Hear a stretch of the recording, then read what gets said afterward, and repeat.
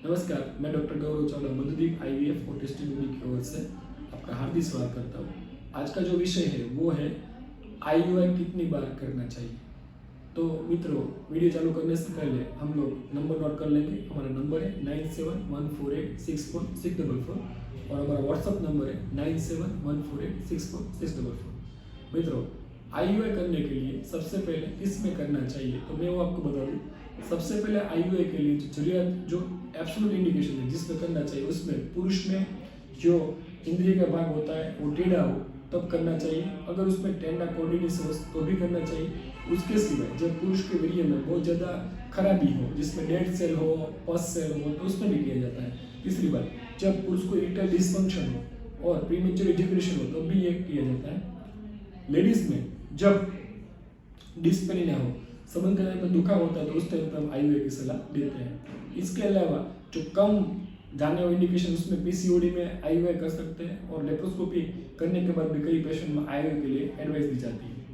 अब आईयूआई करने के लिए मिनिमम काउंट जो होता है वो 20 मिलियन पर ml फॉरवर्ड गति, सीधी गति में जो मूवमेंट करते हो वो काउंट चाहिए।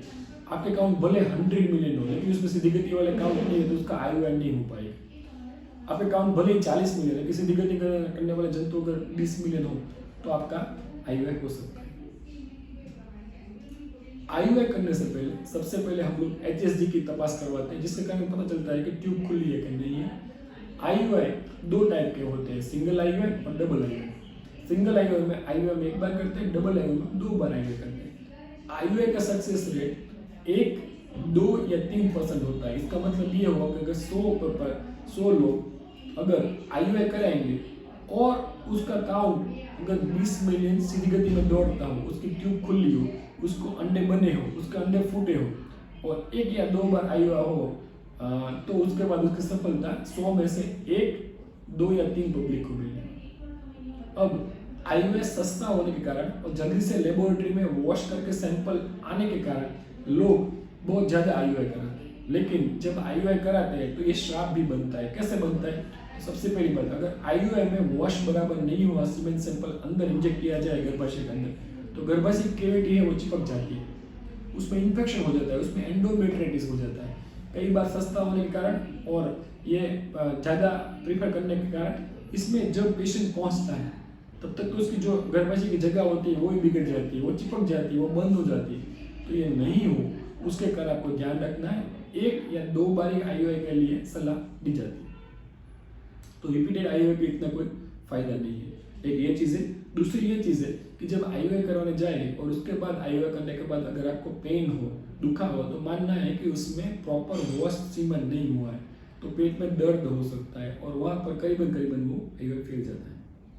आईयूआई 2 टाइप के हो सकते हैं, एक तो under anaesthesia, under general anaesthesia और एक बिना एनेस्थीसिया।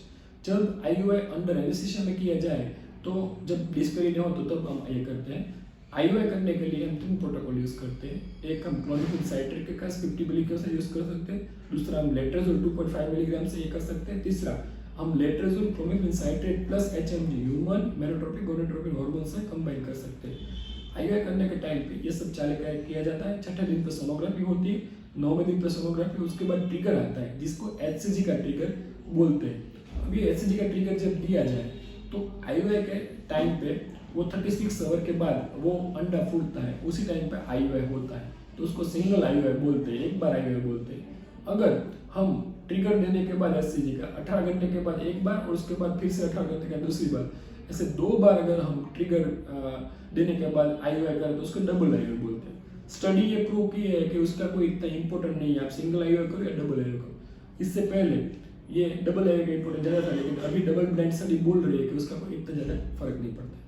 आखिरी बात, जब आईयूआई 1 या 2 बार हो गया हो, इसमें एचएसजी की तपास हो गई हो, लेप्रोस्कोपी की तपास हो गई हो, क्लोमिफेन साइट्रेट, लेट्राजोल, एचएमजी ऐड किया हो, प्रॉपर ओवुलेशन स्टडी 6ठे और 9वें दिन पे हुई हो, उसको ट्रिगर 10,000 ऐसे दिया गया हो, उसके बाद ओवुलेशन कंफर्म किया गया हो, उसका स्पर्म काउंट 20 मिलियन से लीनियर मोटिलिटी होनी चाहिए, ये सब चीज़ें अगर कंबाइन हो और इसके बाद हम अगर स्पर्म रखे एक्सपर्ट के डॉक्टर के द्वारा तो तब जाके 1 या 2% इसका रिजल्ट मिलता है। आखिरी बात, आईयूआई जो कर रहे हैं वो डॉक्टर एक्सपर्ट होने चाहिए, उसके पास लेवल 2 गवर्नमेंट ऑफ इंडिया के एथिक गाइड उसके समय लेवल 2 का उसके पास क्लिनिक आईवीएफ का होना चाहिए, और स्पर्म सैंपल जो एक्सपर्ट और जो सर्टिफाइड एम्ब्रियो उसके पास इन हाउस ही उसके हॉस्पिटल में ही होना चाहिए। तो ये सब चीज़ें ध्यान रखनी है और इसके कार को फायदा मिलता है। लेकिन मेरी मित्रों ये खास रिक्वेस्ट है कि एक या दो बार आईयूआई फेल हो तो आप आईवीएफ के लिए टेस्ट भी करा के जल्दी से जल्दी बच्चा ले सकते हैं। मित्रों आपको कोई तकलीफ हो, आईयूआई फेल जाते हो तो आप मधुदीप हॉस्पिटल में संपर्क कर सकते हैं। हमारा नाम है मधुदीप आईवीएफ टेस्टिंग हॉस्पिटल। ये पानवड़ी चौक पिलग्रिम के सामने एसटी बस स्टैंड के पास भावनगर, पिन कोड 364001 के आया हुआ है। ये गुजरात में है। हमारा मोबाइल नंबर है 9714864644 और हमारा व्हाट्सअप नंबर है 9714864644। हमें सुबह सोम से शनिवार 10 से 12 में मिलते हैं। मिलने के लिए कंसल्टेशन के लिए सबसे पहले आपको नाम अगाउ से लिखवाना जरूरत है।